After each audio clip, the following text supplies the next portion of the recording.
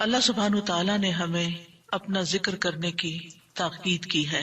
یا ایھا الذین آمنوا اذکروا اللہ ذکرا کثیرا وسبحوہ بکرۃ واصیلا. تو ہمارے لیے لازم ہے کہ ہم اس عمل کی طرف توجہ کریں ہر حال میں، چاہے نماز میں ہو، چاہے نماز کے بعد ہو، یا دیگر اوقات میں، جو اللہ تعالیٰ کو بے حد پسند ہے، اور وہ ہے اللہ کا ذکر. اور قرآن مجید کے بیشتر مقامات پر اللہ سبحانہ تعالیٰ نے اس کی تاکید کی ہے. ارشاد باری تعالیٰ ہے سورۃ قاف میں، پس آپ صبر کیجئے اس پر جو وہ کہتے ہیں، یعنی آپ کے مخالفین، اور سورج کے طلوع اور غروب ہونے سے قبل اپنے رب کی حمد کے ساتھ تسبیح کیجئے، اور رات کے اوقات میں اور سجدوں کے بعد بھی اس کی تسبیح کیجئے، یعنی نماز کے بعد بھی اللہ تعالیٰ کی تسبیح بیان کیجئے. یہاں پر جو خطاب ہے وہ نبی صلی اللہ علیہ وسلم سے ہے. فاصبر علی ما یقولون، یعنی آپ کے دشمن یہ مشرکین آپ کے خلاف جو باتیں کرتے ہیں، ان کی باتوں پر آپ صبر کیجئے. جو آپ کو جھٹلا رہے ہیں، جو آپ کو دھمکیاں دے رہے ہیں، جو آپ کے خلاف سازشیں کر رہے ہیں، اس کا جواب آپ صبر کے ساتھ دیجئے.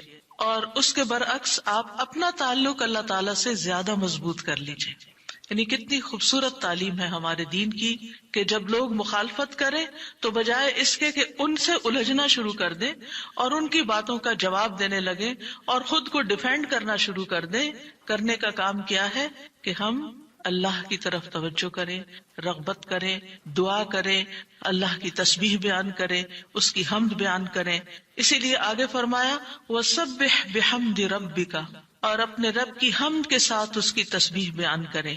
یعنی اللہ سبحانہ تعالیٰ کو ان باتوں سے پاک قرار دیں جو باتیں یہ مشرکین اللہ سبحانہ تعالیٰ سے منسوب کرتے ہیں، اور اس کے ساتھ ساتھ اللہ سبحانہ تعالیٰ کی شان بلند کریں، اس کی تعریف بیان کریں، اس کی ایسی صفات بیان کریں جو اس کے شایان شان ہیں. اور یہ نفی اور اس بات دونوں مل کر اللہ کے کمال کو ثابت کرتے ہیں. اور یہاں تسبیح سے مراد یا تو ظاہری تسبیح ہے، یعنی اللہ تعالیٰ کی پاکی بیان کرنا، یا پھر اس سے مراد نماز ہے. یعنی جب لوگوں کی باتیں تکلیف دے تو آپ اللہ سے نماز کے ذریعے مدد مانگیں. فاستعینوا بالصبر والصلاۃ. اور پھر قبل طلوع الشمس سے مراد فجر کی نماز جو سورج طلوع ہونے سے پہلے ہوتی ہے، اور قبل الغروب سے مراد ظہر اور عصر کی نمازیں ہیں. وَمِنَ اللَّيْلِ فَسَبِّحْهُ، اس سے مراد رات کی نماز یعنی عشاء اور تہجد کی نماز ہے. اور مغرب بھی رات کا ہی ایک حصہ ہو جاتا ہے کیونکہ سورج غروب ہو چکا ہوتا ہے. یعنی ان تمام احوال میں اللہ تعالیٰ کی تسبیح بیان کریں، اور تسبیح سے مراد یعنی سورج کے طلوع ہونے اور غروب ہونے سے پہلے جو تسبیحات ہمیں بتائی گئی ہیں وہ پڑھیں. اور اگر اس سے مراد نماز ہے تو پھر اس سے مراد نماز میں اللہ کا ذکر، اور اس کے علاوہ وَأَدْبَارَ السُّجُودِ، اور سجدوں کے بعد بھی. ایک معنی اس کا یہ ہے کہ نماز کے بعد کی تسبیحات کا اہتمام کیا جائے.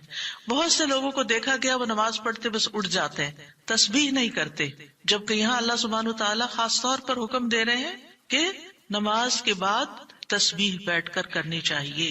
یہ نماز کے بعد کا ذکر ہے. مجاہد ابن عباس سے روایت کرتے ہیں کہ اللہ تعالیٰ نے آپ صلی اللہ علیہ وسلم کو تمام نمازوں کے بعد تسبیح پڑھنے کا حکم دیا ہے، اور وہ اس آیت کی تشریح کر رہے تھے وہ ادبار السجود کی. مجاہد کہتے ہیں اس سے مراد فرض نماز کے بعد تسبیح کرنا ہے. تو یہ نوٹ کر لیجئے کہ ساری نماز مکمل کرنے کے بعد نہیں بلکہ فرض نماز پڑھنے کے بعد تسبیح کریں. دوسرا معنی اس کا کیا کیا گیا ہے کہ فرض نماز کے بعد نفل نماز بھی پڑھیں، کیونکہ صبح عربی میں نفل نماز کے لیے بھی آتا ہے، یعنی فرض نماز کے بعد نفلی نماز بھی ادا کریں. اور تیسرا معنی اس کا کیا گیا ہے کہ مغرب کی نماز کے بعد 2 رکعت بھی پڑھیں، یعنی ان کو بھی تسبیح کا نام دیا گیا ہے. اسی طرح سورۃ الطور میں اللہ تعالیٰ فرماتے ہیں اور آپ اپنے رب کے حکم کے آنے تک صبر کیجئے، پس بے شک آپ ہماری نگاہوں کے سامنے ہیں. اور جس وقت آپ کھڑے ہوتے ہیں آپ اپنے رب کی حمد کے ساتھ تسبیح کیجئے، اور رات کو بھی اور ستاروں کے پلٹنے کے بعد بھی اس کی تسبیح کیجئے. یہاں بھی نبی صلی اللہ علیہ وسلم کو صبر کا حکم دیا گیا ہے کہ آپ اپنے رب کا حکم آنے تک صبر کرتے رہیں.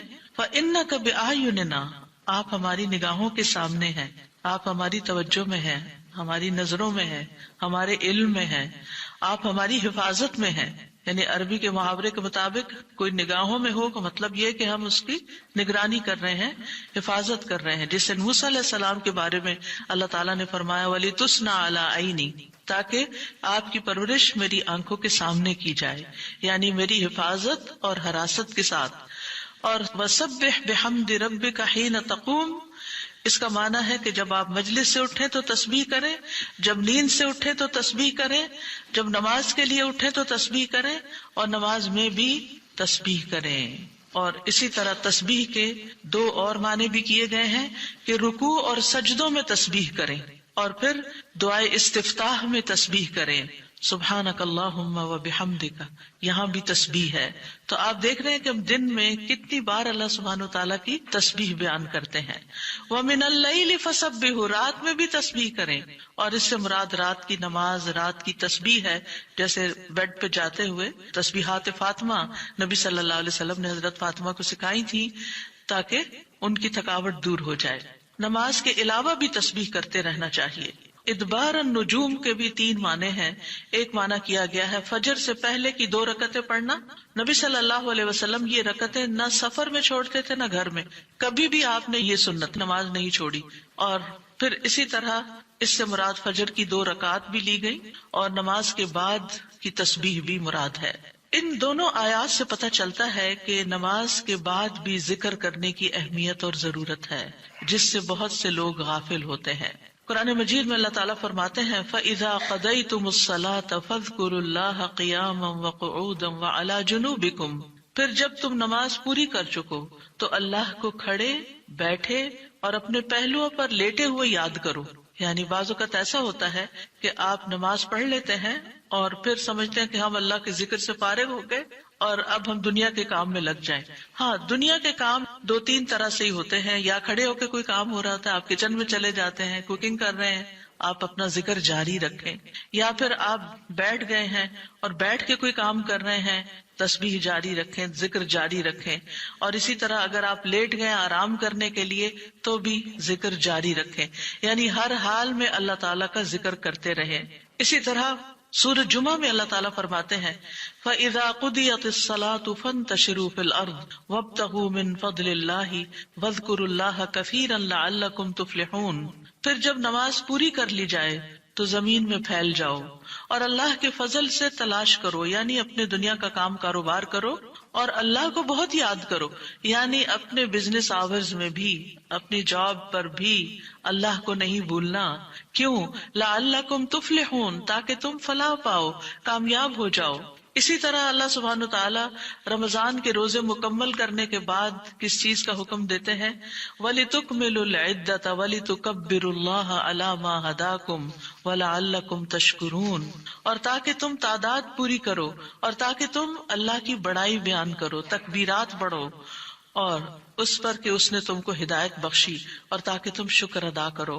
اسی طرح حج کے مناسک ادا کرنے کے بعد بھی ذکر کا حکم ہے.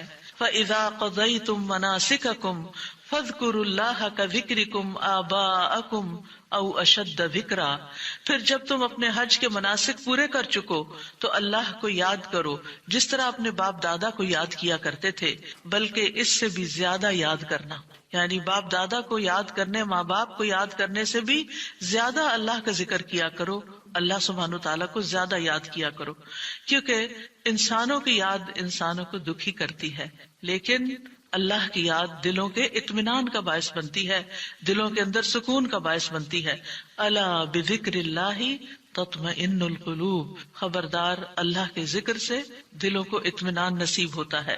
تو آپ نے دیکھا کہ تمام عبادات کے بعد ذکر کا حکم ہے، تسبیح کا حکم ہے، تکبیر کا حکم ہے. اسی طرح نماز کے بعد خاص طور پر، یعنی نماز پڑھتے ہی اٹھ نہیں جانا چاہیے، بلکہ وہاں بیٹھ کر بھی اللہ کا ذکر کرنا چاہیے، اور اس میں غفلت نہیں برتنی چاہیے اور سستی نہیں ہونی چاہیے. بعض لوگ سلام پھیرتے ہی سنت پڑھنے کے لیے کھڑے ہو جاتے ہیں، جیسے آج کل تراویح میں جلدی ہوتی ہے لوگوں کو، تو بس فرض نماز پڑھی، آیت الکرسی کا بھی ٹائم نہیں ملتا کہ جلدی سے سنت کا ہوتا ہے کہ اگر آیت الکرسی پڑھنے بیٹھ گئے تو سنت رہ جائے گی، امام صاحب تراویح شروع کر دیں گے. میں سوچتی ہوں کہ جب گھر سے نکل ہی آئے اللہ کی یاد کے لیے تو کم از کم مسنون مستحب طریقے سے ہی ہم ساری عبادات کریں تاکہ وہ دل کو پھر اطمینان بھی نصیب ہو. بہرحال ایک نماز کے بعد فوراً اگلی نہیں شروع کر دینی چاہیے، اس کے بیچ کے وقفے میں اللہ کا ذکر کرنا چاہیے.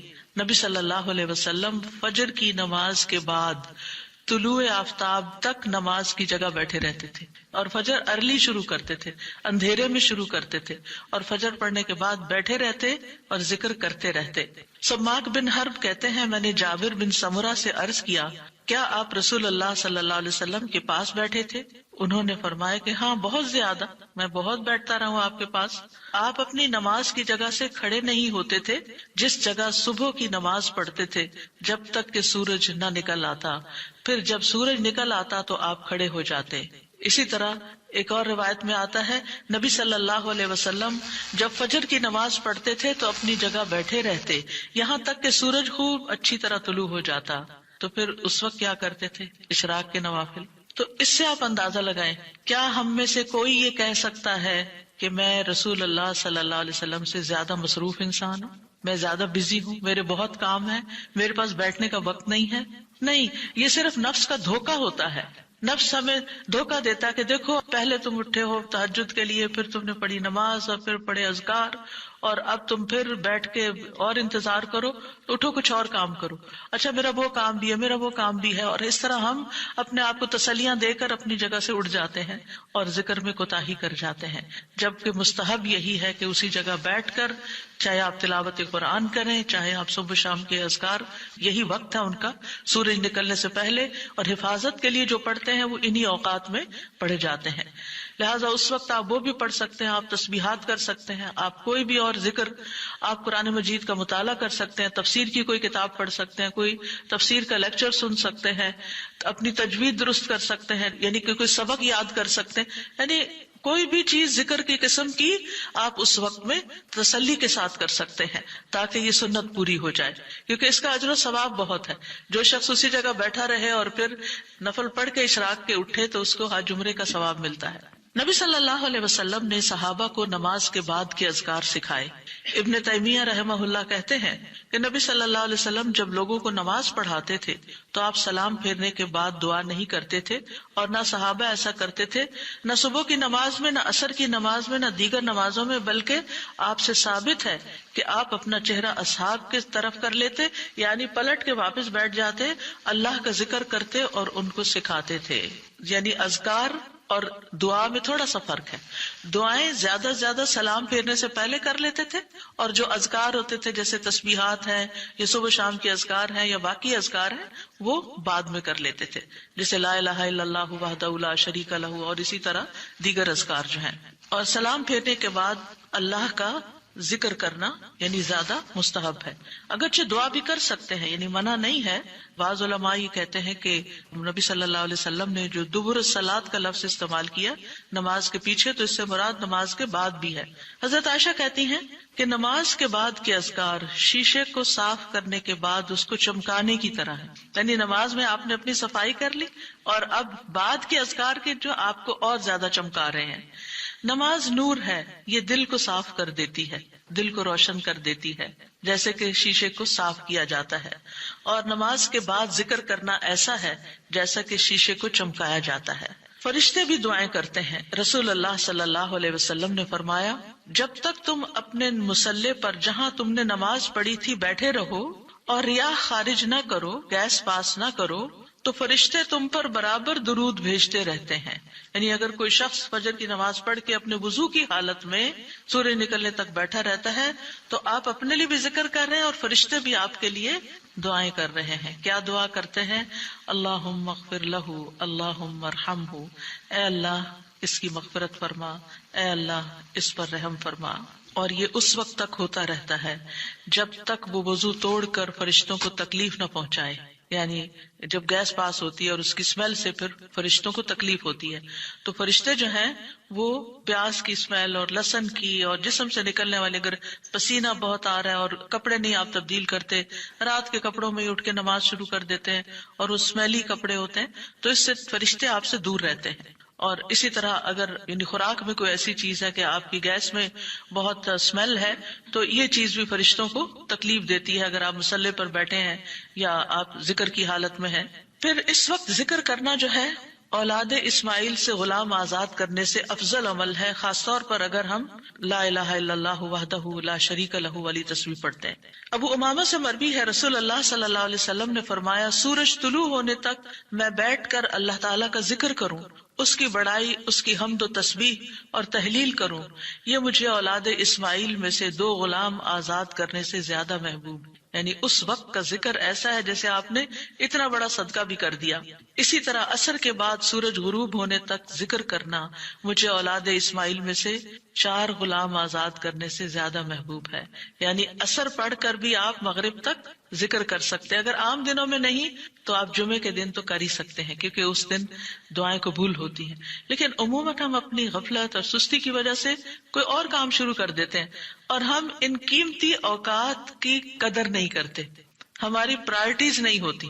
یعنی انسان کو جب پتہ چلتا ہے کہ یہ بزنس کا پیک آور ہے تو وہ کیا کرتا ہے؟ اس وقت کہیں اور سیر کو چلا جاتا ہے؟ نہیں، اس وقت وہ سارے کام چھوڑ کر اس کام کی طرف متوجہ ہو جاتا ہے جو اس کو سب سے زیادہ فائدہ دینے والا ہے. تو اسی طرح بعض سلف صالحین کہتے ہیں کہ ہم نے جمعے کے دن عصر کے بعد مغرب تک جو دعا کی ہماری قبول ہوئی. یعنی یہ قبولیت دعا کا خاص وقت ہوتا ہے. جیسے صبح کا وقت بکرتن نماز فجر سے لے کر سورج نکلنے تک کا ہے، بڑا ہی قیمتی وقت ہے ذکر اذکار کے لیے. اسی طرح عصر کی نماز سے لے کر مغرب تک کا وقت بھی بڑا ہی قیمتی ہے. تو اس میں آپ دیکھیے خصوصاً آج کل آپ روزے سے ہیں، روزہ دار کی بھی دعا قبول ہوتی ہے. اور اس میں بھی امت کے نیک لوگوں کا طریقہ یہی رہا ہے کہ وہ روزہ کھلنے سے پہلے سارے کام چھوڑ دیتے تھے اور ذکر اذکار میں مصروف ہو جاتے تھے، دعائیں کرنے میں مصروف ہو جاتے تھے. تو آپ بھی اپنے لیے کچھ پلان اس طرح کریں کہ جمعے کا دن اور ہم کم از کم رمضان کا مہینہ عصر کا وقت جو ہے اس سے پہلے اپنے کام ختم کر کے مصلی پہ بیٹھے یا کرسی پہ بیٹھے، یا لیٹنا چاہتے تو لیٹ جائیں، کیونکہ پہلی آیت یہی بتائی گئی تھی نا کہ آپ کھڑے یا بیٹھے یا لیٹے ہر حال میں اللہ کا ذکر کر سکتے ہیں. الذین یذکرون اللہ قیاما وقعودا وعلی جنوبہم، وہ جو اللہ کا ذکر کرتے ہیں کھڑے، بیٹھے اور لیٹے، جس بھی پوزیشن میں آپ کرنا چاہیں آپ ذکر کر سکتے ہیں. اور اس میں تسبیح کیجئے، حمد و ثنا کیجئے اللہ تعالیٰ کی، اور دعائیں مانگیے. اور الحمدللہ ہمارے پاس کتابوں کی شکل میں دعاؤں کا اتنا پیارا ذخیرہ ہے جو مسنون اوتھینٹک دعائیں قرآن و سنت سے ہم نے جمع کی ہیں. اگر زبانی یاد ہے تو بہت ہی اچھا کہ دل لگا کے زبانی پڑھے، اور اگر زبانی یاد نہیں تو ان کو کھول لیجئے اور پڑھنا شروع کر دیجئے. اور صرف پڑھتے نہ جائیں، اس وقت کوئی قرات کا وقت نہیں ہے، یہ مانگنے کا وقت ہے. دیکھ دیکھ کر اس طرح پڑھیں دعا کو جیسے آپ مانگ رہے ہیں اللہ تعالیٰ سے. تو انشاءاللہ آپ کے دین، دنیا، آخرت کے سارے مسائل حل ہوں گے اور ایک پرامن پرسکون زندگی بسر کریں گے اگر ان اوقات کی آپ قدر کر لیں. کیونکہ جو قبولیت کے اوقات ہیں ان کو گنوانا نہیں چاہیے، ان کو ہاتھ سے جانے نہیں دینا چاہیے. آپ صبح فجر کے وقت مثلاً اگر رمضان میں ہر روز 1 سپارہ پڑھتے ہیں، آدھا سپارہ فجر کے بعد پڑھ لیں، آدھا سپارہ عصر کے بعد پڑھ لیں. تو اس طرح بیلنس بھی ہو جائے گا، آپ کا دل نہیں گھبرا. کیونکہ ہمارا نفس جو ہے نا وہ اتنا آزاد منشا کہ وہ کہیں ایک جگہ بیٹھنے کی قید قبول نہیں کرتا. وہ بار بار ہمیں کہتا ہے اچھا فون چیک کر لو، اچھا وہ کر لو، وہ کر لو، اور توجہ اور یکسوئی سے ہمیں ذکر اذکار نہیں کرنے دیتا. تو اس کو ٹیم کرنے میں، اس کو ڈسپلن کرنے میں وقت لگے گا. لیکن ونس ایک دفعہ آپ عادی ہو گئے، آپ نے اس گھوڑے کو قابو کر لیا، آپ نے اس کو بٹھا لیا. جیسے بچے کو بٹھانے میں مشکل ہوتی ہے لیکن جب بیٹھ جاتے پھر بیٹھ جاتے ہیں. تو پھر انشاءاللہ آپ دیکھیں گے کہ آپ کے لیے یہ گھڑیاں بڑی پر لذت ہو جائیں گی. آپ ان گھڑیوں کو انجوائے کریں گے. آپ کا اور زیادہ دل چاہے گا کہ کاش یہ اور لمبی ہو جائیں. اچھا روزہ کھل گیا، ابھی تو میرا یہ بھی اور یہ بھی ٹارگٹ پورا نہیں ہوا. پھر اسی طرح یہ ہے کہ رسول اللہ صلی اللہ علیہ وسلم نے فرمایا، جو شخص فجر کی نماز جماعت کے ساتھ پڑھنے کے بعد بیٹھ کر اللہ کا ذکر کرتا رہے یہاں تک کہ سورج نکل آئے، پھر 2 رکعتیں پڑھے، اس کے لیے 1 حج اور عمرے کا ثواب ہے. انس فرماتے ہیں پھر رسول اللہ صلی اللہ علیہ وسلم نے 3 بار فرمایا پورا پورا پورا، یعنی پورا ثواب حج عمرے کا، پورا ثواب حج عمرے کا، پورا ثواب. یعنی آپ سوچئے کہ حج عمرہ کرنا کوئی آسان کام ہے؟ مشکل کام ہے جس میں مال بھی انوالو ہے، آپ کے ایفرٹ بھی، آپ کا گھر چھوڑنا بھی، سب کچھ. لیکن اگر آپ کو ایک مسلح پہ بیٹھ کے اتنا بڑا اجر و ثواب ملتا ہے تو اور کیا چاہیے. صرف بات ہے اپنے نفس کو منانے کی، اپنے دل کو اور اپنے آپ کو ڈسپلن کرنے کی. اور ایک دفعہ آپ نے شروع کر لیا اور اگر نہیں ہو پا رہا تو اللہ سے دعا کریں کہ اللہ تعالیٰ توفیق دے دے، اللہ تعالیٰ آسان کر دے، تو انشاءاللہ آپ کے لیے آسانی بھی ہو جائے گی. پھر اسی طرح نبی صلی اللہ علیہ وسلم نے فرمایا، اللہ تعالیٰ فرماتا ہے کہ میں اپنے بندے کے ساتھ ہوتا ہوں جب وہ مجھے یاد کرتا ہے اور میری یاد میں اپنے ہونٹ ہلاتا ہے. اور ایسے لوگ جو ذکر میں آگے ہوتے ہیں وہ درجات میں بھی بہت آگے ہیں، سبقت لے جانے والے ہیں، فالسابقون السابقون ہیں. رسول اللہ صلی اللہ علیہ وسلم نے فرمایا مفردون سبقت لے گئے. صحابہ نے پوچھا یا رسول اللہ مفردون کون ہوتے ہیں؟ آپ صلی اللہ علیہ وسلم نے فرمایا جو اللہ کے ذکر میں مشغول رہتے ہیں، یعنی ہر وقت ان کا دھیان اپنے رب کی طرف ہوتا ہے، کیونکہ ذکر میں دل میں بھی یاد ذکر کہلاتا ہے، زبان سے کچھ بولنا بھی ذکر ہے، اور اس کے علاوہ قرآن کی تلاوت، نماز، یہ ساری ذکر کی قسمیں ہیں. یعنی کچھ فارمل ہے، کچھ انفارمل ہے، کچھ خبر ہے یعنی جیسے تسبیحات وغیرہ ہوتی، کچھ میں دعا ہوتی ہے، طلب ہوتی ہے، اللہ تعالیٰ سے اپنی حاجت مانگتے ہیں. یہ ساری چیزیں ذکر میں شمار ہوتی ہیں. اب آ جاتے ہیں ہم نماز کے بعد کے اذکار کے متعلق، اور یہ اذکار بھی آپ کو اس کتاب میں ملیں گے. نماز کے اذکار یعنی نماز کے اندر کے ذکر بھی اور نماز کے بعد کے بھی. نماز کا سلام پھیرتے ہی نماز ختم ہو جاتی ہے. اس کے بعد سب سے پہلے کہنا چاہیے اللہ اکبر ایک بار، اور تھوڑا سا بلند آواز سے، جس سے پتا چلے کہ نماز پڑھ لی ہے. اللہ اکبر. ابن عباس کہتے ہیں میں نبی صلی اللہ علیہ وسلم کی نماز کے مکمل ہونے کو تکبیر کی وجہ سے سمجھ جاتا تھا. یعنی مثلا کوئی نفل پڑھ رہا ہے تو آپ کو نہیں پتہ چلتا کہ پڑھ چکا یا نہیں، لیکن اگر اس نے بلند آواز سے کہہ دیا اللہ اکبر تو پتہ چل گیا کہ ہاں اس کی نماز مکمل ہو گئی ہے. کیوں اللہ اکبر کہیں؟ کہ اللہ ہر چیز سے بڑا. آپ دیکھیں ہم نے نماز کا آغاز کس سے کیا تھا؟ اللہ اکبر سے کیا تھا، اور نماز میں کئی بار ہم نے اللہ اکبر کہا، اور اب نماز کے اختتام پر بھی اللہ اکبر، رمضان کے اختتام پر بھی اللہ اکبر، یعنی اللہ کی تکبیر بیان کرنا. اللہ سبحانہ وتعالیٰ قرآن مجید میں فرماتے ہیں اتل ما اوحی الیک من الکتاب واقم الصلاۃ ان الصلاۃ تنہی عن الفحشاء والمنکر ولذکر اللہ اکبر واللہ یعلم ما تصنعون. کتاب میں سے جو آپ کی طرف وحی کیا گیا ہے اس کی تلاوت کیجیے اور نماز قائم کیجیے، بے شک نماز بے حیائی اور برائی سے روکتی ہے، اور یقیناً اللہ کا ذکر تو سب سے بڑی چیز ہے اور اللہ کو معلوم ہے جو کچھ تم کرتے ہو. تو اللہ کا ذکر سب سے بڑی چیز، اور اس ذکر میں اللہ کو سب سے بڑا قرار دینا سب سے بڑی چیز. اور نبی صلی اللہ علیہ وسلم اور پھر صحابہ کا طریقہ بھی یہی تھا کہ آپ فرض نمازوں کے بعد ذکر کرتے اور آوازیں بلند کرتے. یعنی نماز کے بعد کا ذکر جو ہے اس میں آواز اونچی ہوتی ہے. ابن عباس اس بات سے معلوم کر لیتے کہ لوگوں نے سلام پھیر لیا ہے کیونکہ وہ ان کے ذکر کی آواز سنتے تھے. یعنی مطلب یہ ہے کہ نماز کے بعد اللہ اکبر بھی اونچی آواز میں، استغفر اللہ استغفر اللہ استغفر اللہ یہ بھی ذرا اونچی آواز میں. یعنی ایک ہوتا ہے سری ذکر یعنی دل ہی دل میں پکارنا، اور ایک ہوتا ہے جاہری جس میں یہ ذکر جو نماز کے بعد ہوتا ہے اس کو تھوڑا اونچی آواز میں کرنا چاہیے. اور جس طرح وتر ختم ہونے کے بعد سبحان الملک القدوس سبحان الملک القدوس سبحان الملک القدوس ذرا اونچی آواز میں کہنا چاہیے. تو نبی صلی اللہ علیہ وسلم اس ذکر کو ہمیشہ اونچی آواز میں کرتے تھے. ٹھیک ہے، یعنی آپ کی اقتداء، آپ کی پیروی ہر معاملے میں یہ عبادت کے درجات کو بڑھا دیتی ہے. اور اس میں ہم یہ بھی دیکھتے ہیں کہ صحابہ کرام جو تھے وہ نبی صلی اللہ علیہ وسلم کی صرف سنت کو نہیں سیرت کو بھی آگے بیان کرتے تھے کہ آپ نے کوئی کام کیا اور کس طریقے سے کیا. مثلا ذکر کیا اور کس طرح کیا، بلند آواز سے کیا یا آہستہ آواز سے کیا، بیٹھ کر کیا یا کھڑے ہو کر کیا. اور پھر آپ دیکھیے کہ نماز کے بعد اذکار جو ہیں وہ زیادہ پسندیدہ ہیں، یعنی دعاؤں کی نسبت زیادہ اذکار.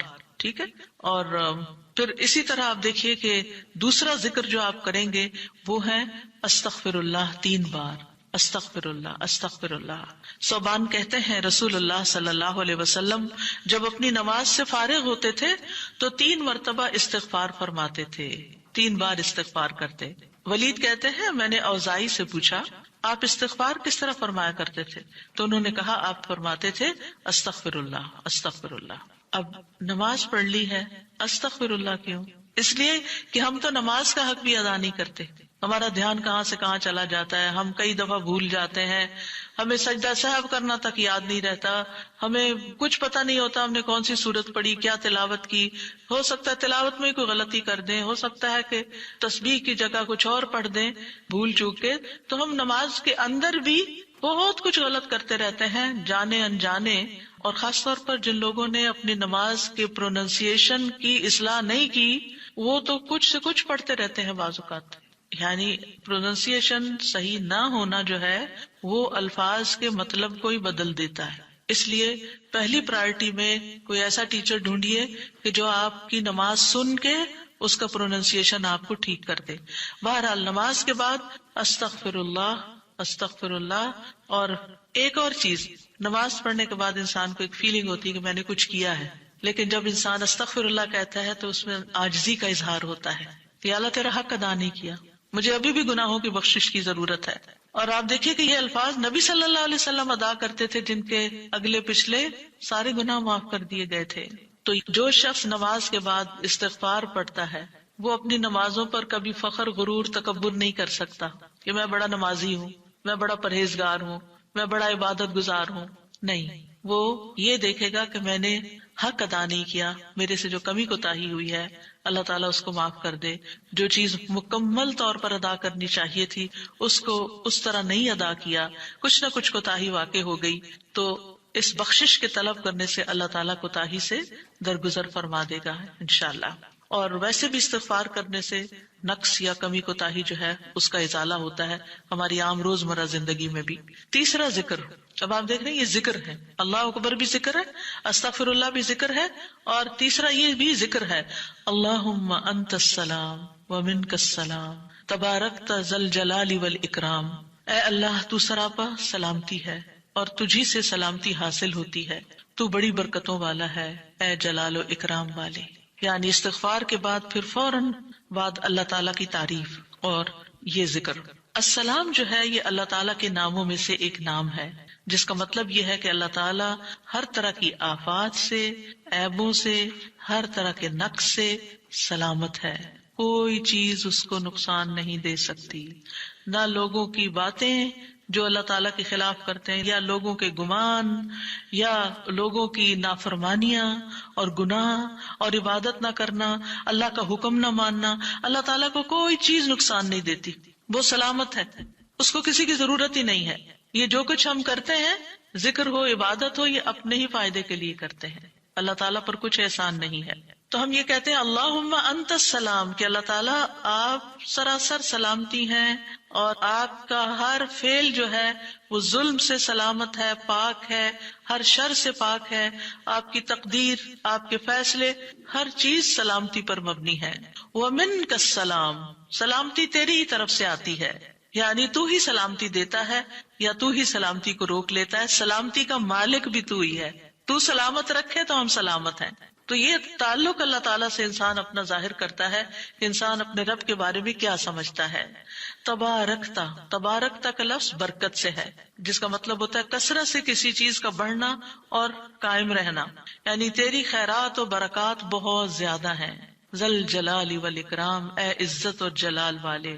جلال کا مطلب ہے عظمت، بڑائی، اور اکرام کا مطلب ہے احسان. یعنی تو اپنے بندوں کو عزت و اکرام دیتا ہے، اپنے رسولوں کو، اپنے انبیاء کو اور اپنے صالح بندوں کو تو ہی عزت اور اکرام اور برکتیں عطا کرتا ہے. ساری نعمتیں تیری ہی طرف سے ہیں. اور یہ کتنا خوبصورت ذکر ہے جو ہم ہر نماز کے بعد کرتے ہیں، یا جو نہیں کر رہے انہیں لازماً کرنا چاہیے کہ اللہ سبحانہ وتعالیٰ سے ہم اپنے اچھے گمان کا اظہار کرتے ہیں اور ایک طرح سے انڈائریکٹلی سلامتی اور برکت طلب بھی کرتے ہیں. آپ دیکھیے عموماً ہم جب کسی چیز کے اندر فائدہ دیکھتے ہیں تو ہم خیر اس سے وابستہ کر لیتے ہیں. یہ ہے تو کام ہوگا، یہ نہیں تو کام ہی نہیں ہوگا. مثلاً آپ کوئی قلم خریدتے ہیں اور اس سے لکھنا شروع کرتے ہیں اور آپ کو اچھا لگتا ہے، یا آپ اس سے جو لکھنا چاہتے تھے آرٹیکل یا کوئی چیز یا نوٹس اپنے تو بڑے اچھے لکھ پاتے ہیں، تو آپ کہنے لگتے ہیں یہ قلم بڑا مبارک ہے. ٹھیک ہے بھائی، قلم اچھا ہے، فائدہ دے رہا ہے آپ کو، لیکن اصل تو اللہ نے آپ کے لیے یہ وسیلہ بنایا کہ اس نے آپ تک یہ پہنچایا. تو اصل برکت اور خیر اور سلامتی کا منبع اللہ رب العزت کی ذات ہے. چیزوں کے ساتھ مت چمٹ جائیے اور ان پر اتنے ڈیپینڈنٹ نہ ہو جائیں کہ اللہ کو بھول جائیں اور اللہ تعالیٰ کی نعمت اور اللہ تعالیٰ کا احسان یاد نہ کریں. تو اس لیے ہر نماز کے بعد ہم اس بات کا اقرار کرتے ہیں کہ ساری برکتیں تیری ذات سے ہیں یا رب، ساری سلامتی تیری طرف سے ہے یا رب، عزت اور اکرام تیری ہی طرف سے ہے یا رب، تو ہی جس کو چاہے اس پر احسان فرماتا ہے، لہٰذا ہم یہ سب کچھ تجھ سے ہی طلب کرتے ہیں. پھر آپ دیکھیے چوتھا ذکر ہے لا الہ الا اللہ وحدہ لا شریک لہ لہ الملک ولہ الحمد وہو علی کل شیء قدیر. یہ بھی آپ 3 بار پڑھ سکتے ہیں، یہ بھی ذکر ہے، یعنی 3 مرتبہ اللہ تعالیٰ کی توحید کا اقرار. مغیرہ بن شعبہ جو وحی کے کاتب تھے ان سے مروی ہے کہ معاویہ رضی اللہ عنہ نے مغیرہ کو لکھا کہ کوئی حدیث جو آپ نے رسول اللہ صلی اللہ علیہ وسلم سے سنی ہو وہ مجھے لکھ کر بھیجیں. راوی کہتے ہیں کہ مغیرہ رضی اللہ عنہ نے انہیں لکھا کہ میں نے آپ صلی اللہ علیہ وسلم سے سنا ہے آپ اپنی نماز سے فارغ ہونے کے بعد 3 مرتبہ یہ پڑھا کرتے تھے لا الہ الا اللہ وحدہ لا شریک لہ لہ الملک ولہ الحمد وہو علی کل شیء قدیر. سب سے پہلے توحید کا اقرار کہ اللہ ایک ہے، وہی الہ ہے، وہی خالق ہے، مالک ہے، رب ہے، معبود ہے. پھر اس بات کا انکار کہ کوئی اس کا شریک ہو، لا شریک لہ. اور پھر لہ الملک، بادشاہت بھی اسی کی ہے، معبود بھی وہی ہے، بادشاہ بھی وہی ہے، اور ایسا بادشاہ ہے وَلَهُ الْحَمْدُ کہ اس کی تعریف ہے. دنیا کے بادشاہوں کا حشر ہوتا دیکھا ہے آپ نے، ان کے ساتھ کیا کیا جاتا ہے، لیکن اللہ سبحانہ وتعالیٰ کی بادشاہت پر کوئی آنچ نہیں آتی، کوئی اس کو ہلا نہیں سکتا، کوئی اس کو نقصان نہیں دے سکتا، کوئی اس پر باتیں نہیں بنا سکتا، کوئی اس کا نقص نہیں نکال سکتا کہ اللہ تعالیٰ نے آسمان میں یہ کیا چیز بنا دی، اب زمین میں کیا بنا دی. نہیں، وَلَهُ الْحَمْدُ، اسی کی ہے تعریف. یعنی ایسا بادشاہ کہ جو قابل تعریف ہے، اور ایسا بادشاہ کہ وَهُوَ عَلَى كُلِّ شَيْءٍ قدیر. دنیا کے بادشاہ انتہائی بے بس لاچار ہوتے ہیں، ان کے ہاتھ میں کچھ نہیں ہوتا، وہ انسانوں کے محتاج ہوتے ہیں، انسانوں کی خدمت کے، انسانوں کی مدد کے، انسانوں کے مال کے محتاج ہوتے ہیں. یہ بادشاہت کیا بادشاہت ہے جس کی ساری ڈیپینڈنسی لوگوں کے اوپر ہے. تو اصل بادشاہت تو اللہ کی ہے کہ جو ہر چیز پر پوری قدرت رکھتا ہے. تو آپ اس احساس کے ساتھ اگر اللہ تعالیٰ کا یہ ذکر کرتے ہیں تو آپ کا دل ایک سکون سے بھر جائے گا، ایک خوشی سے بھر جائے گا کہ میں ایسی ہستی کو جانتی ہوں، ایسی ذات کو جانتی ہوں کہ جو اتنی خوبیوں کی مالک ہے. کیونکہ یہ انسان کی فطرت میں ہے، انسان کی نفسیات میں ہے کہ وہ کسی چیز کی تعریف کر کے خوش ہوتا ہے، اور عام طور پر ہم صرف سامنے نظر آنے والی چیزوں کی تعریف کر کر کے خوش ہوتے رہتے ہیں، اور تھوڑے دن کے بعد وہ بھی خراب ہو جاتی ہیں، وہ تعریف بھی ساتھ ہی چلی جاتی ہے. انسان ہے تو مر جاتے ہیں، ان کے اعمال ہے تو ختم ہو جاتے ہیں، اور کبھی وہ اچھے ہوتے ہیں اور پلٹ بھی جاتے ہیں. وہ کہاں گئی تعریفیں؟ جوان ہے تو بڑھاپے میں ساری تعریفیں چلی گئی، مالدار تھے تو غریب ہوئے تو ساری تعریفیں چلی گئی. اسی طرح علم ہے اور جنون لاحق ہو گیا تو ساری تعریفیں چلی گئی، سب کچھ الٹ گیا. اور دنیا کے یہ سارے نظارے آپ نے دیکھے ہوں گے کہ جب ہر نعمت لوگوں پر الٹ جاتی. اسی لیے ہم دعا کرتے ہیں نا کہ اللہم انی اعوذ بک من زوال نعمتک، کہ اللہ نعمتوں کے زوال سے بچانا. یہ انتہائی تکلیف دہ چیز ہے، لیکن یہ ایک دنیا کا قانون ہے. یہ سب کچھ ہوتا ہے اور ہماری آنکھیں دیکھتی ہیں، لیکن اللہ سبحانہ وتعالی ان سب چیزوں سے پاک ہے. اس کو کوئی زوال نہیں اور اس کا کوئی کچھ بگاڑ نہیں سکتا، اور وہ ہر چیز پر پوری طرح قادر ہے، جو چاہے کر سکتا ہے، اور تعریف اسی کے لیے ہے. 5واں ذکر لا الہ الا اللہ وحدہ لا شریک لہ لہ الملک ولہ الحمد وہو علی کل شیء قدیر. اللہم لا مانع لما اعطیت ولا معطی لما منعت ولا ينفع ذا الجد منک الجد. اللہ کے سوا کوئی الہ نہیں، وہ اکیلا ہے، اس کا کوئی شریک نہیں، بادشاہت اسی کی ہے اور تمام تعریف اسی کے لیے ہے، اور وہ ہر چیز پر پوری طرح قدرت رکھنے والا ہے. اے اللہ، جو کچھ تو نے دیا ہے اسے کوئی روکنے والا نہیں، اور جو کچھ تو نے روک دیا اسے کوئی دینے والا نہیں، اور کسی مالدار کو تیری بارگاہ میں اس کا مال نفع نہیں پہنچا سکتا. ابتدا میں تو وہی اللہ کی توحید بیان ہوئی، اس کی بادشاہت اور اس کی حمد کا ذکر ہے اور اس کی قدرت کا ذکر ہے، اور اس کے بعد کہ جو اللہ نے دیا جو وہ دینا چاہتا ہے اسے کوئی روک نہیں سکتا. یہاں بھی آپ دیکھیں مانگ کچھ نہیں رہی، یہ ذکر ہے، یہ دعا نہیں، یہ کیا ہے؟ ذکر ہے. اور جو کچھ تو نے روک دیا کوئی دے ہی نہیں سکتا. اور سارے ہی مالدار فقیر ہیں، اور خاص طور پر تیرے سامنے فقیر ہیں. یا ایھا الناس انتم الفقراء الی اللہ واللہ هو الغنی الحمید. اے لوگو تم سب اللہ کے فقیر ہو، اللہ کے محتاج ہو، اور اللہ ہی غنی مالدار اور وہی قابل تعریف ہے. واللہ هو الغنی الحمید. ٹھیک ہے. نبی صلی اللہ علیہ وسلم جب سلام پھیرتے تھے تو یہ دعا پڑھا کرتے تھے یا یہ ذکر کیا کرتے تھے. اور اس میں آپ دیکھیے کہ یہ جو عقیدہ ہے نا کہ اللہ روکے تو کوئی دے نہیں سکتا، یہ انسان کو بڑا اطمینان دے دیتا ہے. اگر کوئی چیز، کوئی خیر آپ کی طرف آنے سے رکی ہوئی ہے تو وہ اللہ ہی نے روکی ہوئی ہے. آپ پر رحمت کی وجہ سے، بدگمان نہ ہو اس سے، کسی وجہ سے رکی ہوئی ہے. آپ کسی کی کوئی اچھی چیز دیکھتے ہیں، کسی کا مینشن دیکھتے ہیں تو سوچتے ہیں کتنا خوش قسمت ہے، کتنے بڑے گھر میں رہتا ہے. کسی کے پاس فراری دیکھتے ہیں تو آپ کہتے ہیں واہ کتنا خوش قسمت ہے. لیکن آپ کو نہیں پتا کہ یہی چیزیں اس کے لیے کتنی بڑی آزمائش بنی ہوئی ہیں، آپ نہیں جانتے. اور اگر اللہ نے آپ کو نہیں دی تو آپ کو بہت سے شر سے محفوظ رکھا ہوا ہے. تو اللہ کا روکنا بھی خیر کا باعث ہوتا ہے. یہ سبق پکا کر لیں کہ جب اللہ تعالیٰ کوئی چیز نہیں دیتا یا دیر سے دیتا ہے یا روک لیتا ہے اور کوئی چارہ نہیں ہوتا، آپ کہتے ہیں میری کوئی دعا قبول نہیں ہو رہی، میرا کوئی طریقہ کام نہیں آ رہا، تو اس میں بھی کوئی خیر ہوتی ہے. کیونکہ جو اللہ نے مقدر میں لکھا ہے وہ پہنچ کے رہے گا. کوئی روک نہیں سکتا جو تو دے، اور کوئی دے نہیں سکتا جو تو روک لے. اور جسے اللہ نے آپ کے مقدر میں لکھا ہے وہ آپ تک آئے گا ہی آئے گا.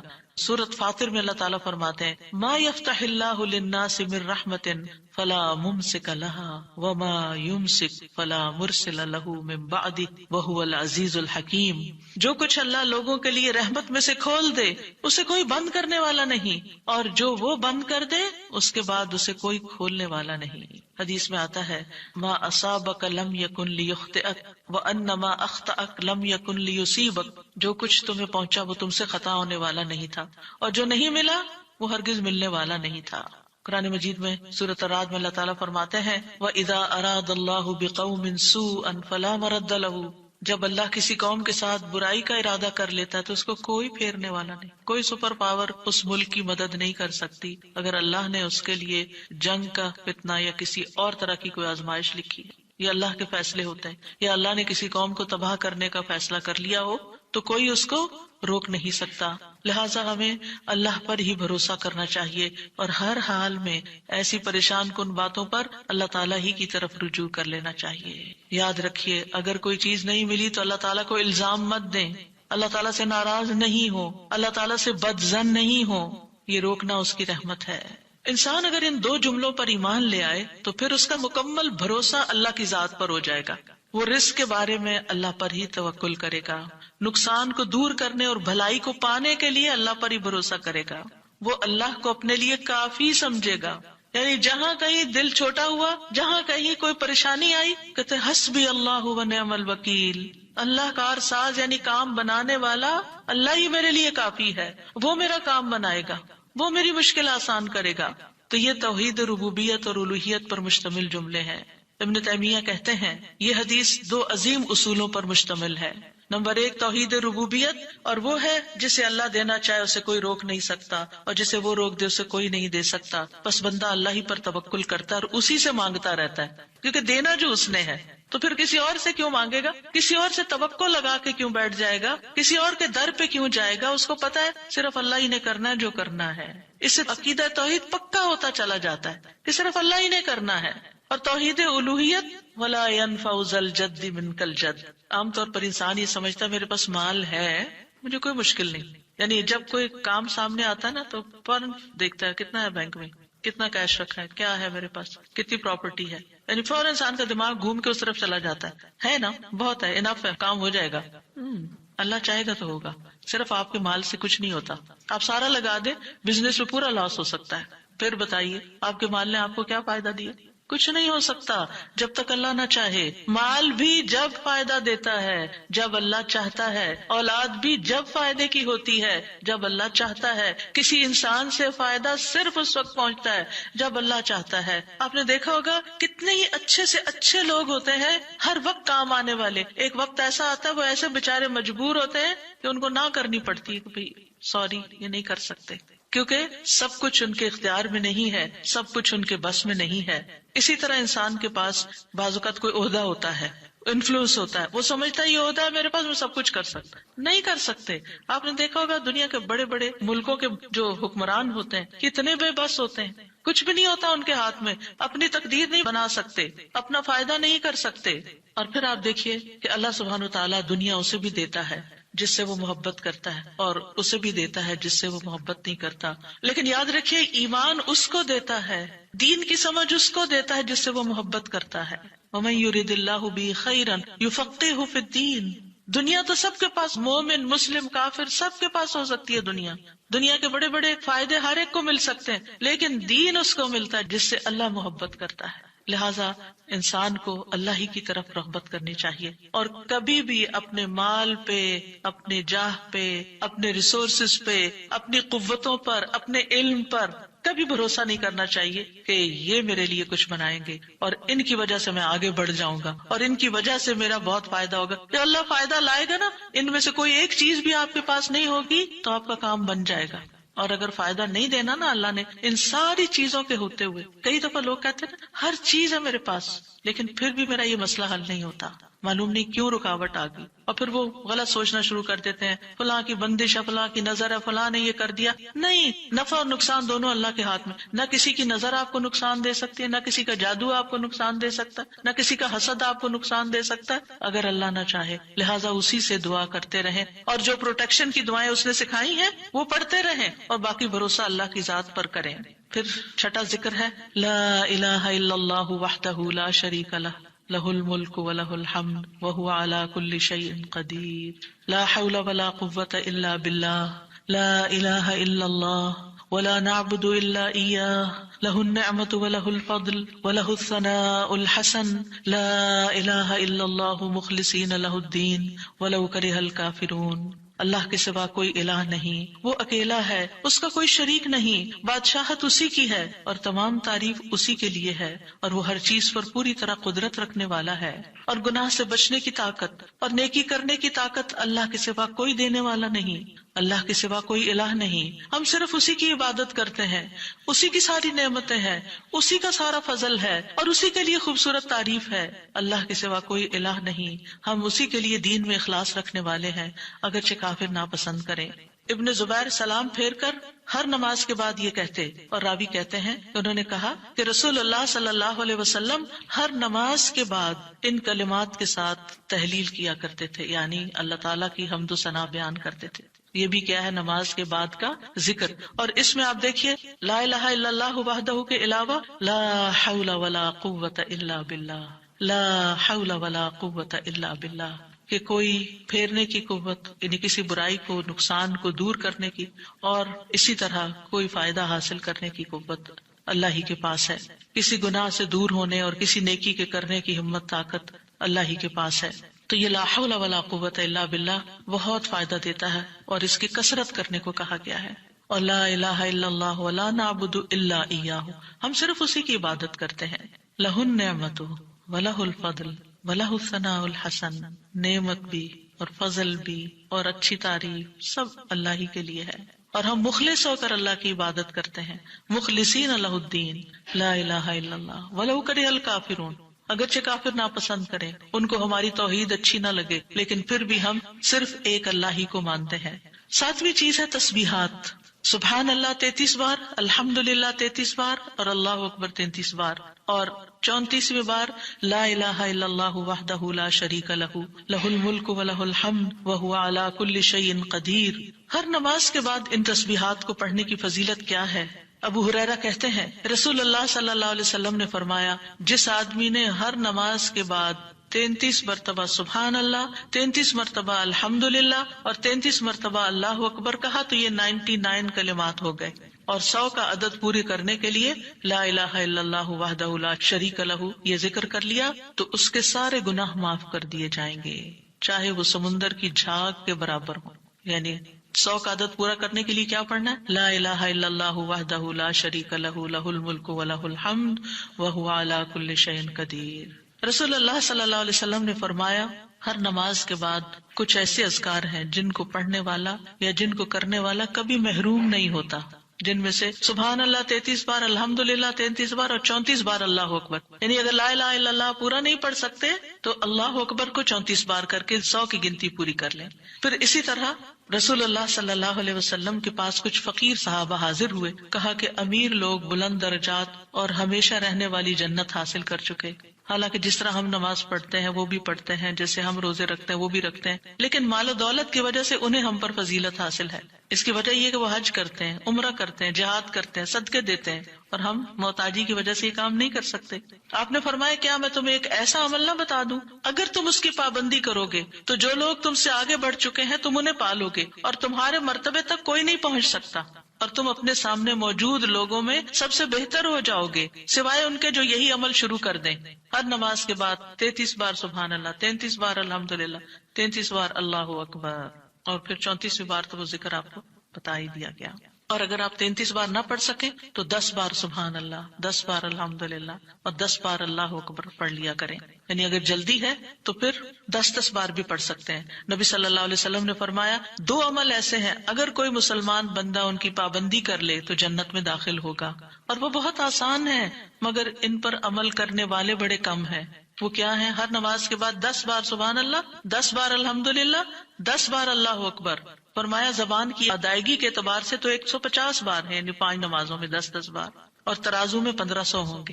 اور جب سونے لگے تو 34 بار اللہ اکبر، 33 بار الحمدللہ اور 33 بار سبحان اللہ کہے.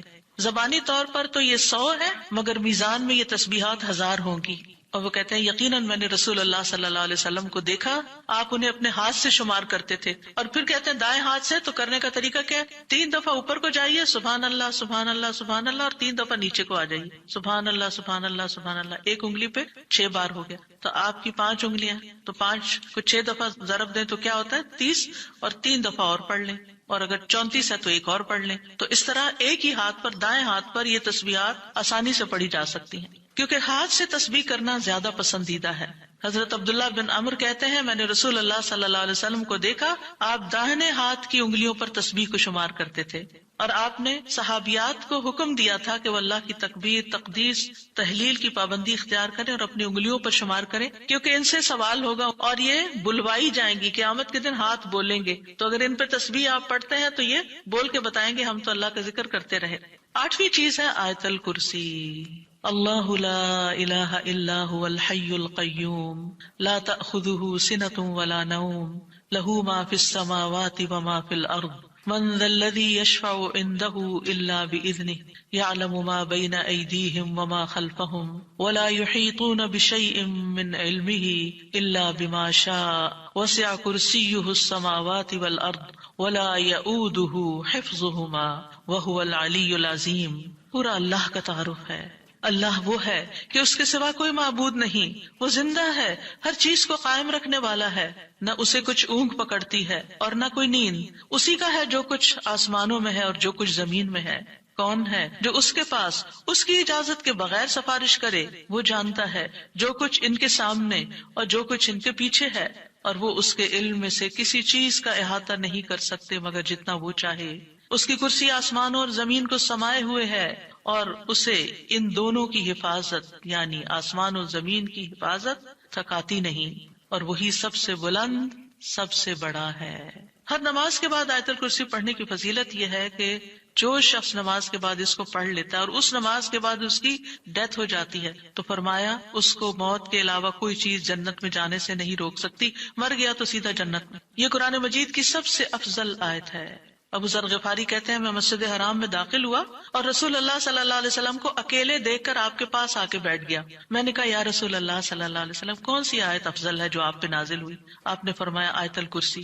کرسی کے مقابلے میں 7 آسمان اس طرح ہے جیسے بیابان زمین میں کوئی چھلا گرا پڑا ہو، اور پھر کرسی کے مقابلے میں عرش کا حجم اتنا ہے جیسے اس چھلے کے مقابلے میں بیابان کا وجود.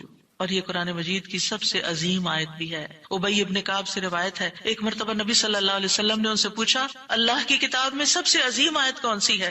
انہوں نے کہا اللہ اور اس کا رسول ہی زیادہ جانتے ہیں. آپ نے یہ سوال کئی مرتبہ دہرایا تو ابی ابن کعب نے کہا آیت الکرسی. یہ سن کر آپ نے فرمایا ابو المنذر تمہیں تمہارا علم مبارک ہو، اس ذات کی قسم جس کے ہاتھ میں میری جان ہے، عرش کے پائے کے پاس یہ اللہ بادشاہ کی پاکیزگی بیان کرتی ہوگی، اس کی ایک زبان اور دو ہونٹ ہوں گے، یعنی جو لوگ اس پڑھیں گے وہ ان کے حق میں ایک طرح سے گواہ ہوگی. 9ویں چیز جو نماز کے بعد پڑھنی چاہیے وہ ہے معوذات، سورۃ الاخلاص، سورۃ الفلق، سورۃ الناس. پہلی سورت میں اللہ تعالیٰ کی توحید بیان ہوئی ہے، دوسری سورت میں انسان کو پناہ مانگنے کے لیے کہا گیا ہے. کہہ دیجئے میں مخلوق کے رب کے پناہ پکڑتا ہوں اس چیز کے شر سے جو اس نے پیدا کی، اور اندھیری رات کے شر سے جب وہ چھا جائے، اور گرہوں میں پھونکنے والیوں کے شر سے، اور حسد کرنے والے کے شر سے جب وہ حسد کرے. انہی چیزوں کا خوف رہتا ہے نا، کوئی جادو کر دے گا، کوئی حسد کر لے گا. ہر نماز کے بعد پڑھیں گے، کس وقت وہ کرے گا؟ اس کو تو آپ موقع ہی نہیں دے رہے کہ وہ جادو کرے یا آپ سے حسد کرے. ہر 2 نمازوں کے بیچ میں جو کوئی ایسا فتنہ فساد آیا اس کا ازالہ ہوتا چلا جائے گا. عقبہ بن عامر کہتے ہیں کہ رسول اللہ صلی اللہ علیہ وسلم نے مجھے حکم دیا تھا کہ میں ہر نماز کے بعد معوذات پڑھا کروں، یعنی یہ تینوں صورتیں پڑھا کروں. 10ویں چیز ہے ربی اعنی علی ذکرک و شکرک و حسن عبادتک، اللہ کے ذکر، اس کے شکر اور اچھی عبادت پر اللہ کی مدد مانگنا. معاذ بن جبل کہتے ہیں کہ رسول اللہ صلی اللہ علیہ وسلم نے میرا ہاتھ پکڑا اور فرمایا اے معاذ اللہ کی قسم میں تم سے محبت کرتا ہوں. کتنے خوش قسمت تھے معاذ رضی اللہ عنہ. میں نے عرض کیا یا رسول اللہ صلی اللہ علیہ وسلم میں بھی آپ سے محبت کرتا ہوں. تو رسول اللہ صلی اللہ علیہ وسلم نے فرمایا تم پابندی سے ہر نماز میں یہ دعا مانگا کرو رب اعنی علی ذکرک و شکرک و حسن عبادتک. معاذ رضی اللہ عنہ جو ہیں 33 سال کی عمر میں امواس کے طاعون میں شہید ہو گئے تھے. He was only 33 years old. ان کا مقام کیا تھا؟ آپ کی بشارت کے مطابق وہ جنت میں علماء کے قائد ہوں گے، یعنی علماء امت کے جو عالم ہیں ان کو جنت کی طرف لیڈ کر رہے ہوں گے. کس وجہ سے آپ صلی اللہ علیہ وسلم نے ان سے محبت کا اظہار کیا؟ علم کی وجہ سے، علم کے حریص تھے اور نیکی کے کاموں میں آگے آگے، اور اتنی چھوٹی عمر میں عین جوانی کے وقت فوت بھی ہو گئے اور کتنا بڑا درجہ اور مقام پا گئے. ہمیں آج تک یہ سمجھ نہیں آتی کہ کون سے کام ایسے کریں کہ جس سے اللہ کی محبت ملے، جس سے اللہ کا قرب نصیب ہو، اور جس سے ہمیں رسول اللہ صلی اللہ علیہ وسلم کی محبت اور آپ کی شفاعت نصیب ہو. تو یہ ایک دعا ہے ان دعاؤں میں سے جو آپ نے خاص طور پر حضرت معاذ کا ہاتھ پکڑ کے قسم کھا کے محبت کا اظہار کر کے آپ کو یہ دعا سکھائی. چند لفظ ہیں، کیا ہمارے لیے یہ پڑھنا بھی مشکل ہے؟ پھر ہم اپنے لیے اس دنیا سے کیا کما رہے ہیں؟ اگر ہمیں اتنی بھی توفیق نہیں کہ نماز کے بعد ٹک کے یہ 4 کلمے پڑھ لیں تو پھر ہماری نمازیں کیا ہیں؟ ہم نے کیا مانگا اللہ سے؟ ہم تو دنیا کی اور آخرت کی خیر سے محروم ہو گئے. اور یہ دعا آپ دیکھیے اللہم سے بھی شروع ہوتی ہے اور ربی سے بھی شروع ہوتی ہے. دونوں کا ایک ہی تقریباً مطلب ہے، ایک میں الوہیت ہے اور ایک میں ربوبیت ہے. یعنی میں اللہ سے درخواست کرتا ہوں کہ اے اللہ مجھے اپنے ذکر پر، اور ذکر میں قرآن، نماز، تحلیل، تسبیح، استغفار، درود، سب چیزیں شامل ہیں. اللہ مجھے توفیق دے. اور پھر وہ شکر کا، شکر کی بھی توفیق. اور آپ دیکھیے کہ جب ہم دعا مانگتے ہیں نا کہ اللہم انی علی ذکرک، تو مطلب یہ ہے کہ ہماری زبان جو ہے وہ آپ کی اطاعت کرتی رہے، وہ کلمات بولتی رہے جس سے آپ کا ذکر ہوتا رہے. یعنی ایک تو ہے یہ مسنون اذکار ان کا پڑھنا، اور ایک یہ ہے کہ اللہ تعالیٰ کی نعمتوں کا ذکر کرنا، اللہ تعالیٰ کے احسانات کا ذکر کرنا، اللہ تعالیٰ کی قدرت کی نشانیوں کا ذکر کرنا، اللہ کے فضل کا ذکر کرنا. وَأَمَّا بِنِعْمَةِ رَبِّكَ فَحَدِّثْ، یہ بھی ذکر ہے. آپ اپنے بچوں کے ساتھ بات کر رہے ہیں اور اللہ تعالیٰ کے بارے میں کوئی بات کر رہے ہیں، دین کے بارے میں کوئی بات کر رہے ہیں، تو یہ بھی ذکر میں شمار ہو. تو اللہ مجھے توفیق دے، آئین اللہ میری مدد کر. کیونکہ ہمارے پاس وقت بھی ہوتا ہے، ہمارے پاس صلاحیت بھی ہوتی ہے، لیکن ہم توجہ نہیں کرتے، ہم کرتے نہیں ہے کام، کیونکہ توفیق نہیں ہوئی نا. تو ہر نماز کے بعد، چونکہ فرض کے بعد دعا قبول ہوتی ہے، تو یہ دعا مانگنے کو کہا گیا. اور بعض کہتے ہیں اس کو سلام پھیرنے سے پہلے بھی پڑھ سکتے ہیں، جیسے ربی جعلنی پڑھتے ہیں. یا اور کل جو میں نے آپ کو دعائیں بتائی تھی آخر میں نماز کے اختتام پر سلام سے پہلے وہ سب مسنون اذکار تھے. لیکن علماء نے اس کے علاوہ جیسے رب اجعلنی مقیم الصلاۃ یہ نبی صلی اللہ علیہ وسلم نے نہیں سکھائی ہمیں کہ نماز کے بعد ضروری یہی پڑھی جائے. لیکن علماء نے کہا کہ جیسے اللہ کی حمد و ثنا ہوتی ہے تشہد میں، پھر اس کے بعد درود شریف ہے، اور پھر اس میں والدین اور اولاد دونوں کے لیے دعا ہے تو یہ پڑھ لیں. اس کے علاوہ جو چاہے قرآنی اور مسنون دعا یہاں بیٹھ کے پڑھیں، کیونکہ نماز کے اندر دعا مانگنا نماز کے بعد کی دعا سے افضل ہے. قبولیت کے زیادہ چانسز ہیں جس سے اکثر لوگ غافل ہیں. سلام پھیرنے سے پہلے اللہم انی اسألک الجنۃ واعوذ بک من النار 3 دفعہ یہ پڑھ لیں. جو آپ کا دل چاہے پڑھیں، بس اردو میں نہیں عربی میں یاد کریں کچھ دعائیں، قرآنی دعائیں، مسنون دعائیں اس وقت پڑھتے رہیں. تو پھر دوسرا ہے وشکر کا. شکر کہاں سے ادا ہوتا ہے؟ زبان سے بھی ہوتا ہے، لیکن اس کا اصل مقام دل ہے، وہ دل سے اٹھتا ہے. ذکر کی بات کر کے ہم نے کہا کہ اللہ ہماری زبان کو اپنی اطاعت کی توفیق دے، اور شکر کی بات کر کے ہم نے کہا کہ اللہ ہمارے دل کو اپنے ذکر کی توفیق دے، اپنی یاد کی توفیق دے، اور شکر ادا کرنے کی توفیق دے. یعنی میں ساری ظاہری اور باطنی نعمتوں پر اللہ کا شکر ادا کرنے کی توفیق مانگتا ہوں. یہ مطلب ہے اس دعا کا. زبان کا شکر کیا ہے کہ بندہ اللہ کی نعمتوں کا ذکر کرتا ہے، اور آزاد سے شکر کیا ہے کہ بندہ اللہ کی اطاعت کے کام کرتا ہے. کیونکہ اللہ تعالیٰ نے آل داؤد کو کیا کہا تھا؟ اعملوا آل داؤد شکرا وقلیل من عبادی الشکور.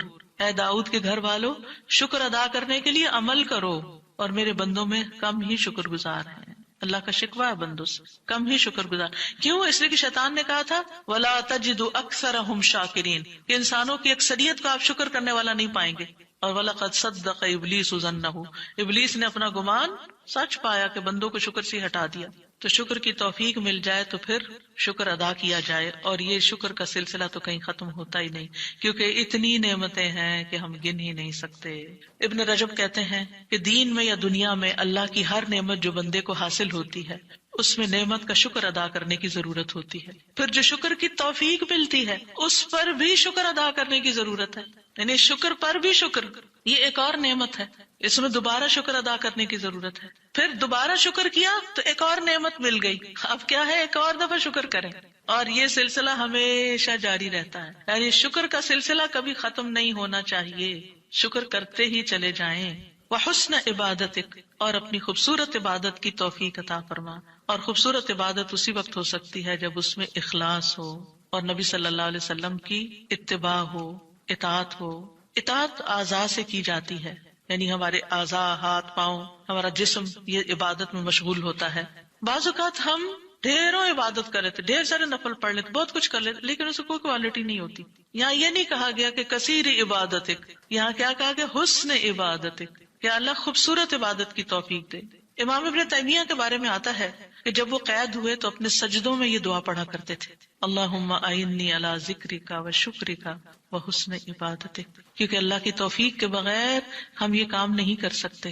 جس کی زندگی میں ذکر آ گیا، جس کی زندگی میں شکر آ گیا، اور جس کی زندگی میں خوبصورت عبادت آ گئی، وہ خوش قسمت ترین انسان ہے، اس کو سبھی کچھ مل گیا. اور جو ان چیزوں سے محروم ہے پھر ہر خیر سے محروم ہے، چاہے دنیا کی قارون جیسی دولت اس کے پاس کیوں نہ ہو، پوری دنیا اس کی فین ہو، اس کی تعریفیں کرے اور اس کی فدائی شدائی ہو، کوئی فائدہ نہیں ہے. ایک اور دعا ہے رب قنی عذابک یوم تبعث عبادک، اے میرے رب مجھے اس دن کے عذاب سے بچانا جس دن تو اپنے بندوں کو اٹھائے گا. 3 بار یہ دعا، اے اللہ ہمیں اس دن کے عذاب سے بچانا جس دن تو اپنے بندوں کو اٹھائے گا. 1 دفعہ بھی پڑھی جا سکتی، 3 دفعہ کی شرط نہیں ہے. برا بن عازب کہتے ہیں جب ہم رسول اللہ صلی اللہ علیہ وسلم کے پیچھے نماز پڑھتے تھے تو ہم آپ کی دائیں طرف کھڑے ہونے کو پسند کرتے تھے تاکہ آپ ہماری طرف رخ کر کے متوجہ ہوں.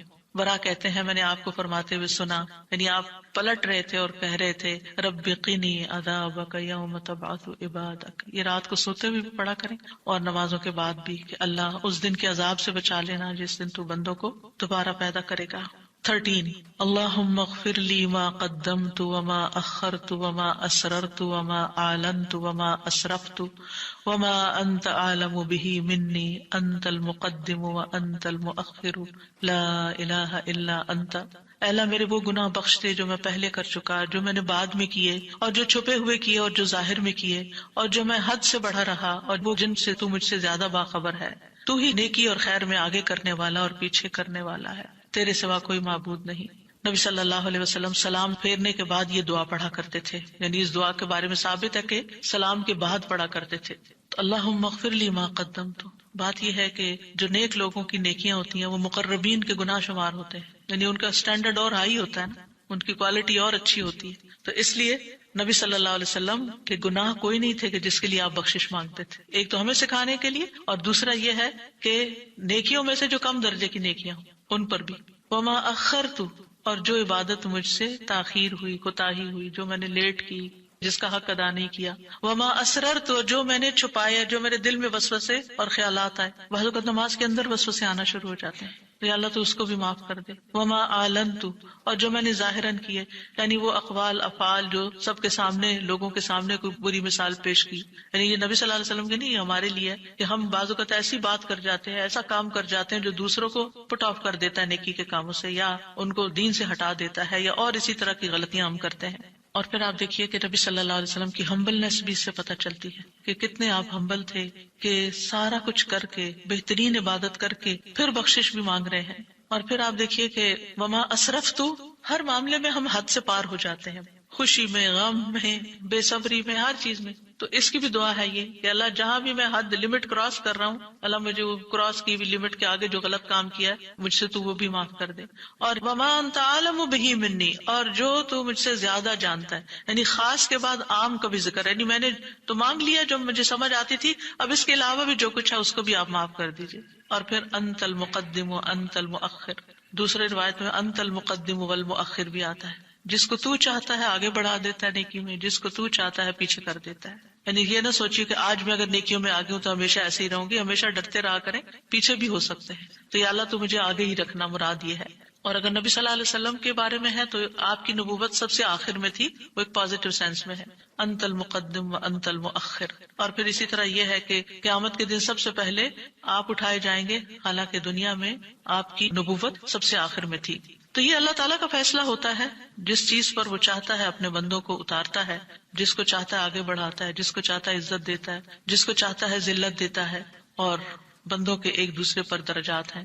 نمبر 14 سبحانک اللہم و بحمدک استغفرک و اتوب الیک. یہ مجلس کے اختتام پر بھی اور نماز کی دعاؤں کے اختتام پر بھی. پاک ہے تو اے اللہ، تیری ہی حمد ہے، میں تجھ سے بخشش مانگتا ہوں، تیری ہی طرف میں رجوع کرتا ہوں. یہ اچھے عمل پر مہر لگانے والے کلمات ہیں. حضرت عائشہ سے روایت ہے کہ رسول اللہ صلی اللہ علیہ وسلم جب کسی مجلس میں بیٹھتے یا نماز پڑھتے یا کچھ کلمات پڑھتے، حضرت عائشہ نے ان کے بارے میں پوچھا تو آپ نے فرمایا اگر کسی شخص نے اس مجلس میں اچھی باتیں کی ہوں گی تو یہ کلمات قیامت تک ان باتوں کے لیے مہر بن جائیں گے، اور اگر اس نے اس مجلس میں کوئی فضول بات کی ہے تو یہ اس کے لیے کفارہ بن جائیں گے. اور اس کے دیگر روایات بھی ہیں، یعنی دیگر طرق بھی ہیں اس دعا کے.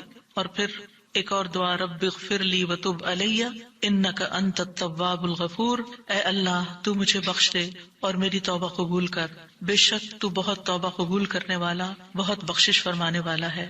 فجر اور مغرب کی نماز کے بعد کا خاص ذکر لا الہ الا اللہ وحدہ لا شریک لہ لہ الملک ولہ الحمد یحیی ویمیت وہو علی کل شیء قدیر. اللہ کے سوا کوئی الہ نہیں، وہ اکیلا ہے، اس کا کوئی شریک نہیں، بادشاہت اسی کی ہے، تمام تعریف اسی کے لیے ہے، اور وہ ہر چیز پر پوری قدرت رکھنے والا ہے. اور سلام کے بعد تشہد کی حالت میں اگر آپ بیٹھے بیٹھے یہ ذکر کرتے ہیں، یعنی مصلی سے اٹھنے سے پہلے یہ ذکر کرتے ہیں، تو نبی صلی اللہ علیہ وسلم نے فرمایا جس نے نماز مغرب اور صبح کی نماز کے بعد اتحیات میں اٹھنے سے پہلے اپنی ٹانگ کو دوہرا کیے ہوئے، یعنی جس پوزیشن میں آپ بیٹھے اسی پوزیشن میں بیٹھے بیٹھے 10 بار یہ ذکر کیا، اللہ تعالیٰ اس کے لیے 10 نیکیاں لکھ لیتا ہے، 10 گناہ اس سے دور کر دیتا ہے، 10 درجے اس کے بلند کر دیتا ہے. اس کے لیے ہر بری چیز سے حفاظت، شیطان مردود سے پناہ دینے والے یہ کلمات ہوتے ہیں. کوئی گناہ سوائے شرک کے اس کو نہیں پہنچتا، اور یہ اس روز عمل میں سب لوگوں سے افضل ہوتا ہے. یعنی صبح کے وقت اگر کوئی یہ پڑھ کے اٹھتا ہے مصلی سے تو یہ سب لوگوں سے افضل ہوتا ہے، سوائے اس شخص کے جس نے اس کے برابر یا اس سے زیادہ ان کلمات کو پڑھا ہو. اور ایک اور روایت میں ہے جو یہ 10 مرتبہ مغرب کے بعد پڑھے گا، اللہ اس کی حفاظت کے لیے اسلحہ بردار فرشتے بھیجے گا جو اس کی صبح تک شیطان سے حفاظت کریں گے. اللہ تعالیٰ سے دعا ہے کہ اللہ تعالیٰ ہمارے ان اعمال کو قبول کرے اور ہمیں اس ذکر کی توفیق دے. میں یہ پڑھتے ہوئے سوچ رہی تھی کہ جو شخص یہ ساری دعائیں پڑھے نماز کے بعد، اس کے پاس فضول کام کرنے کا کون سا وقت باقی بچے گا؟